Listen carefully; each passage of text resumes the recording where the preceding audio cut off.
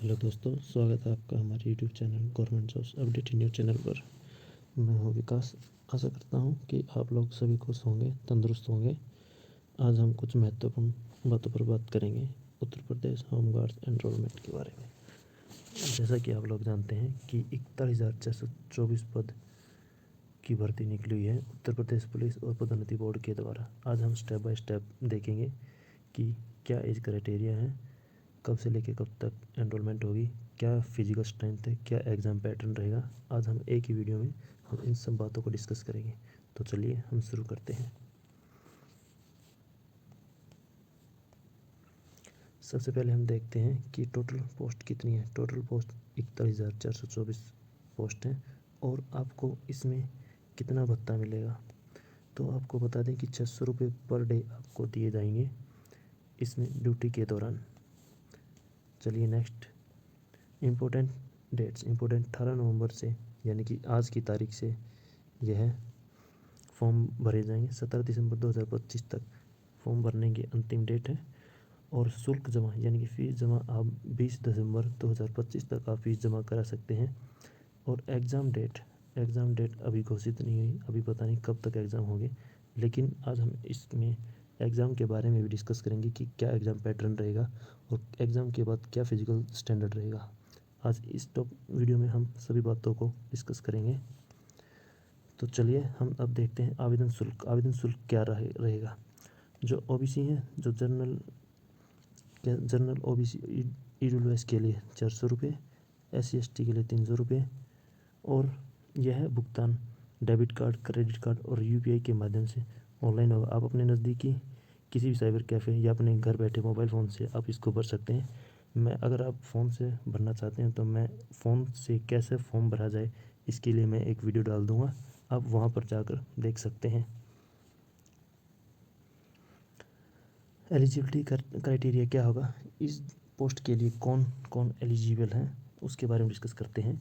इस पोस्ट के लिए 10वीं की कक्षा उत्तीर्ण होना अनिवार्य है और आप जिस जनपद के लिए यह फॉर्म भरना चाहते हैं उस जनपद का मूल निवासी होना आवश्यक है। जिस भी आप जनपद का भरना चाहते हैं, जैसे लखनऊ, तो आपके पास लखनऊ का डोमिसाइल होना आवश्यक है। वैवाहिक स्थिति, एक से अधिक जीवित पति पत्नी नहीं होने चाहिए। वैवाहिक स्थिति, मैरिटल स्टेटस ये बताया गया। अब हम बात करते हैं आयु एज लिमिट क्या है। यह गणना 1 जुलाई 2025 के हिसाब से की जाएगी। जो सामान्य, जो जनरल और EWS की है। न्यूनतम आयु 18 वर्ष, अधिकतम आयु 30 वर्ष और उनका जन्म 2/7/1995 से लेके 1/7/2007 के बीच में हुआ होना चाहिए। और SC ST OBC की न्यूनतम आयु 18 वर्ष और अधिकतम आयु 35 वर्ष और 5 वर्ष उन्हें कंसेशन दिया गया है। और ये जन्म तिथि सीमा उनके बीच की होना चाहिए 1990 से लेकर 2007 के बीच तक। जो भूतपूर्व यानी एक्स सर्विसमैन की अधिकतम आयु 33 वर्ष। 33 वर्ष ये तब है उनकी सर्विस का रिकॉर्ड घटाकर। मान लो अगर उन्होंने सर्विस दी है 15 साल और आज उनकी 15 साल, आज उनकी एज होती है 40 वर्ष, तो 15 साल से कम हो जाए तो उनकी एज 25 ही काउंट होगी। उसके अकॉर्डिंग 33 वर्ष।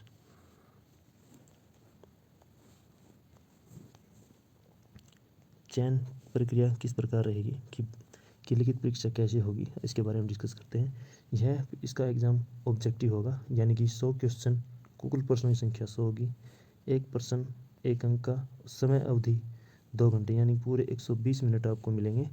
और विषय रहेगा जनरल नॉलेज। जनरल नॉलेज आपके यूपी के बारे में, हमारे यूपी के बारे में बताया जाएगा कि क्या कौन सी स्थिति क्या है। जनरल GS, हिस्ट्री, ज्योग्राफी, ये सब आपके इसके अंदर कवर होने वाले।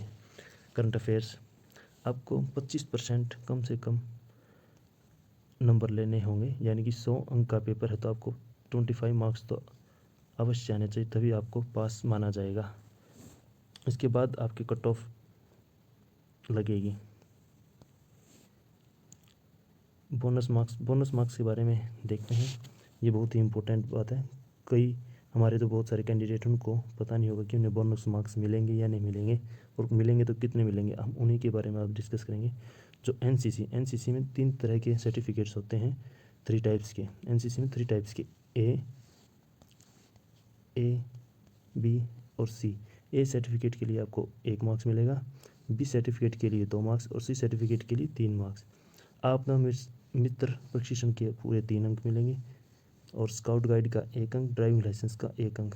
ड्राइविंग लाइसेंस को सभी को मिल सकता है, लेकिन एनसीसी बहुत ही कम बंदों ने की होगी एनसीसी, तो एनसीसी वाले कैंडिडेट्स के लिए बहुत बड़ा फ़ायदा है, उनको 3 अंक एक्स्ट्रा मिलेंगे। हम कुछ महत्वपूर्ण जनपदों की बात करते हैं जहां पर जो पोस्टें सबसे ज़्यादा हैं। कानपुर की बात करेंगे 1947 यानी कि 1947 वैकेंसीज हैं, और लखनऊ में 1371 वैकेंसीज, आगरा में 1262, प्रयागराज में 1219 और वाराणसी में 1004 वैकेंसी।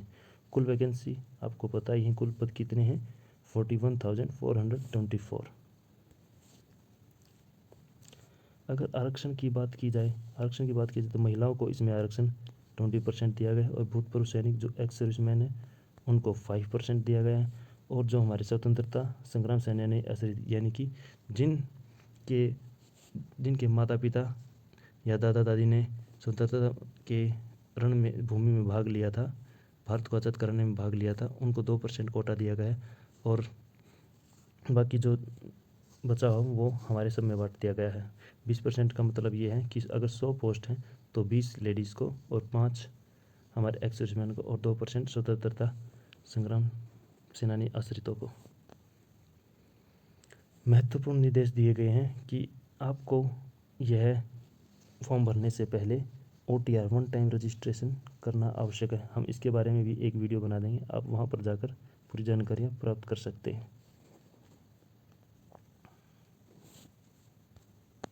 धन्यवाद।